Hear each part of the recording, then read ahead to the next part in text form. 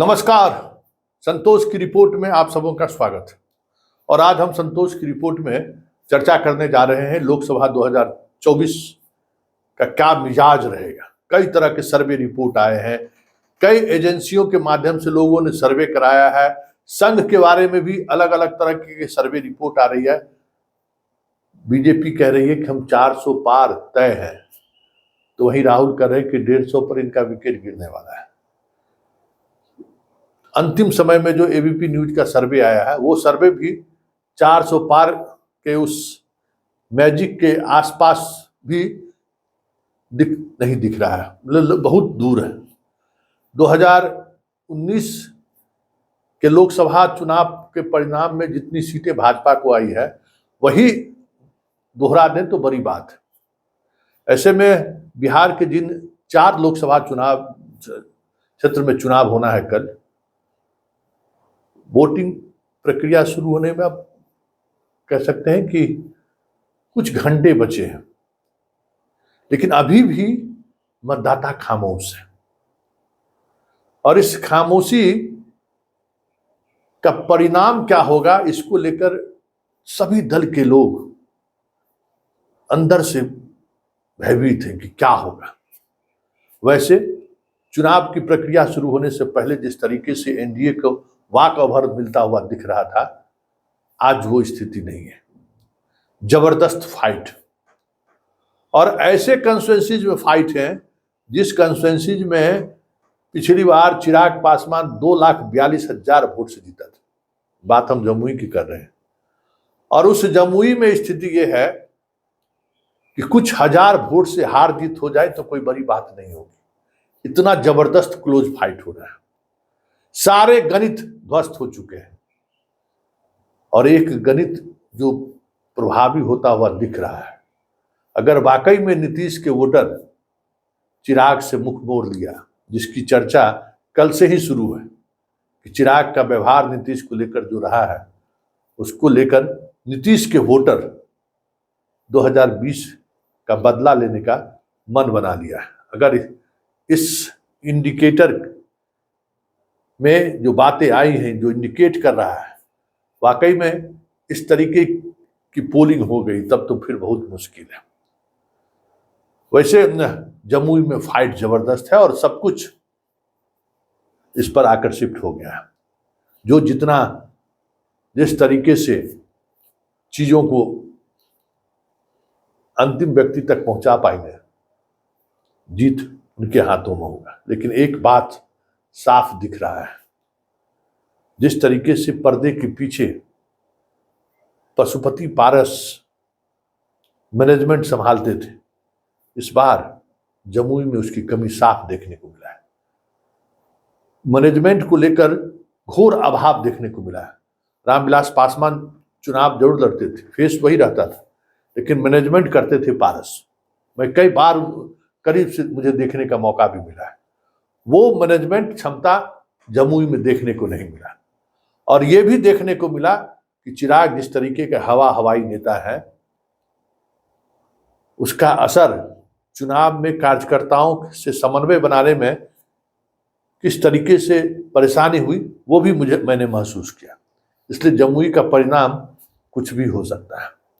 2,42,000 vote से जीतने वाला कंस्टिट्यूएंसीज किस करवट बैठेगा, दावे के साथ कोई भी कहने को तैयार नहीं है। इसलिए कसमकस वाली स्थिति है। बात नवादा की करें तो नवादा सीट बीजेपी जीते, इसके लिए जिस स्तर पर प्रशासनिक सहयोग सत्ताधारी दल को मिल रहा है, हमें भी महसूस हो रहा है कि कुछ न कुछ चीजें चल रही हैं। सम्राट चौधरी के लाख कोशिश के बावजूद भी अभी तक कुशवाहा के वोट में कोई बदलाव नहीं हुआ है। जब यूं कहे तो कुशवाहा वोट पूरी तौर पे आरजेडी के उम्मीदवार के साथ, मतलब प्रदेश अध्यक्ष बनाए जाने के बावजूद भी कुशवाहा के वोटर अपने जाति के उम्मीदवार के साथ पूरी तौर पे खड़े हैं। ये कुशवाहा का ही नहीं है, कुशवाहा तो पूरी तौर पर एनडीए से मुख मोड़ लिया, ये साफ दिख रहा है। और इस बात की समझ और जो लगातार, एक बात है कि देखिए बीजेपी जब चुनाव लड़ती है ना तो हर घंटे सिचुएशन पर नजर रखती है। तो अब उनकी नजर इस बात पर है कि जितना वोट विनोद यादव काटेगा, जीत उतने ही वोटों से होगी, क्योंकि 1,42,000 वोट से लगभग पिछले बार जीत हुई थी। वो तो छोड़ ही दीजिए, उस मार्जिन तक पहुंच पाई तो बहुत बड़ी बात है। वो मार्जिन तभी प्राप्त कर पाएगा वहां से बीजेपी प्रत्याशी जब पूरी तौर पर यादव और मुसलमान विनोद यादव के साथ शिफ्ट कर रहे हैं, जिसकी संभावना कम है। लेकिन हाँ, एक खबर है कि विनोद यादव जी के भाई जी को भागलपुर जेल में बंद थे, उनको पटना शिफ्ट किया गया और पटना से कहा जा रहा है कि वो आईजीएमएस पहुंच गए हैं। इस तरीके की चीजें क्यों होती हैं कहने की जरूरत नहीं है, समझ सकते हैं कि उनके भाई साहब का इकबाल क्या है और भाई साहब का प्रभाव क्या है, समझ सकते हैं। बाकी कुछ कहने की जरूरत नहीं है। मेरा भी दायरा है और हम किस स्तर पर संवाद पहुंचा सकते हैं इसकी भी एक लक्ष्मण रेखा है। लेकिन समझ जाइए कि राजवल्लभ यादव अगर आईजीएमएस में हैं तो इसका मतलब क्या है? मतलब विवेक ठाकुर का की जीत और हार सब कुछ निर्भर कर रहा है विनोद यादव किस तरीके से फाइट करते हैं। वैसे वो जो गीत गाने वाला है वहाँ खड़ा गुंजन बेचारा, उसके गीत का तो हम भी बड़ा फैन है, लेकिन आज फाइनली वो आउट हो गए, ये साफ दिख रहा है। फिर भी नवादा का रिजल्ट कोई कह नहीं सकता कि कौन जीतने वाला है। मतलब ऐसा सीट जो एनडीए के लिए हमेशा महफूज रहा है, उन सीटों पर भी कांटे का टक्कर अगर हो रहा है तो समझ लीजिए कि मोदी मैजिक का कितना असर है। और बात गया की कर दीजिए तो गया में जीतन बाबू हार जाए तो कोई बड़ी बात नहीं होगी, बहुत मुश्किल है। वहां भी 1 लाख से अधिक वोट से जीतन बाबू हारे थे। जबकि उस बार मेरा अनुभव यही है कि हम गया के बंदूके गांव है जहां 100% आबादी मुसहर की, वहां जीतन राम मांझी का पोलिंग एजेंट नहीं था। वहीं से दानिश को हम फोन किए थे, दानिश क्या चुनाव लड़ रहे हो, तुम्हारा मुसहर के गांव में पोलिंग एजेंट नहीं है। लेकिन फिर भी वोट अच्छा ले आए, वो 2.5 लाख से ज्यादा वोट आ गया। तो उनके लड़ने का तरीका यही है। और इस बार बीजेपी साथ में है, जदयू साथ में है, लेकिन उस तरीके की चीजें देखने को नहीं मिल रही है कि मतलब वर्तमान सांसद वहां से जदयू कर रहा है और बीजेपी उनके साथ बड़े भाई की भूमिका में है, लेकिन वो कोऑर्डिनेशन नहीं दिख रहा है। जो कोऑर्डिनेशन दिखना चाहिए था, बीजेपी के कार्यकर्ताओं को जो एफर्ट लगाना चाहिए था, जदयू के कार्यकर्ताओं को जो एफर्ट लगाना चाहिए था, वो दिख नहीं रहा है। ऐसे में कल देखने में दिलचस्प होगा कि मांझी जी का हर मतदान केंद्र पर पोलिंग एजेंट पहुंचा है कि नहीं, ये सबसे बड़ी बात होगी, देखने वाली बात होगी।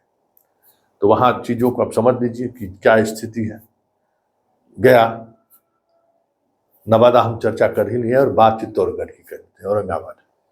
हमें लगता है कि सुशील सिंह सबसे कठिन चुनाव फेस कर रहे हैं। हालांकि पिछले बार 2019 में भी बहुत ही कठिन चुनाव उन्होंने फेस किया था, मात्र 72,000 वोट से वो चुनाव जीते थे। उस वक्त भी चित्तौड़गढ़ पर खतरा मंडरा रहा था, लेकिन अंतिम समय में उस इमोशन को आगे बढ़ाने में कामयाब रह गए थे सुशील सिंह, और उसका लाभ उनको मिला कि 72,000 से चुनाव जीत गए। इस बार योगी से लेके राजनाथ सिंह से लेके मोदी तक आए। मोदी जमुई भी गए, गया भी गए, नवादा भी गए, मतलब चारों, औरंगाबाद में तो चुनाव से पहले ही गए वो। राजनाथ सिंह गए, नीतीश गए, मतलब ताबड़तोड़ जितने नेता हैं वो नेता वहां जरूर पहुंचे उनके लिए। लेकिन सम्राट चौधरी के बार बार जाने के बावजूद भी 1% भी कुशवाहा का वोट टूटता हुआ दिख नहीं रहा। मतलब कुशवाहा का जो अपना वोटिंग मिजाज रहा है कि पार्टी कोई भी रहे, हम अपने जाति के साथ खड़े रहेंगे पूरी तौर पर, ये औरंगाबाद में भी दिख रहा है। लेकिन पवन सिंह के कहने के बाद कि हम काराकाट से लड़ेंगे, कुशवाहा संवर्ग में भी इस बात को लेकर चर्चा शुरू हो गई है कि हमें अगर एनडीए के साथ यहाँ नहीं खड़े हुए उस तरीके से, तो काराकाट में उपेंद्र कुशवाहा को जिताना मुश्किल हो जाएगा। उसका कितना इम्पैक्ट पड़ेगा, क्योंकि कुशवाहा के गांव में इस बात को लेकर लगातार मीटिंग हो रही है। हालांकि मीटिंग में ये भी हुई कि चलिए उपेंद्र कुशवाहा तो हार जाएंगे तो हम माले के साथ चल जाएं, ये सब भी चर्चा हुई। लेकिन ये कॉम्बिनेशन बनाने की कोशिश, मैसेज चल रहा है कि भाई सुशील सिंह के साथ हम लोग जा रहे हैं, तो काराकाट में आप उपेंद्र कुशवाहा को स्पेस दीजिए। अब ये कितना मैनेज हो पाता है, ये देखने वाली बात होगी। और अगर मैनेज हो गया तब तो फिर कोई लड़ाई ही नहीं रहेगी। लेकिन सबसे टफ चुनाव सुशील सिंह इस बार लड़ रहे हैं, और रिजल्ट कुछ भी हो सकता है।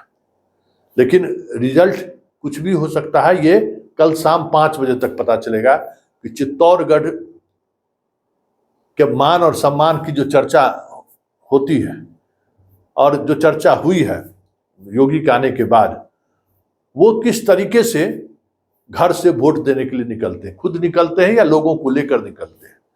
क्योंकि देखिए लगभग 87 ऐसे सब राजपूतों का गांव है, जो गांव अगर एक साथ अपने तमाम पिछड़ों और अति पिछड़ा और दलित उस गांव में जो रहने वाले लोग हैं, जिनसे उनका रोज का रिश्ता रहता है, अगर उन तमाम लोगों को लेकर अगर वो मतदान केंद्र पर पहुंच गए, इस बार एक बार और चित्तौड़गढ़ पर मोहर लगा दीजिए, तो फिर चीजें जो हम कह रहे हैं कि 30, 40, 50 हजार के बीच हार जीत का मार्जिन हो सकता है, वो मार्जिन पर आ सकता है, वो उतना मार्जिन पे रह सकता है। लेकिन प्रशासनिक खेला हुआ है।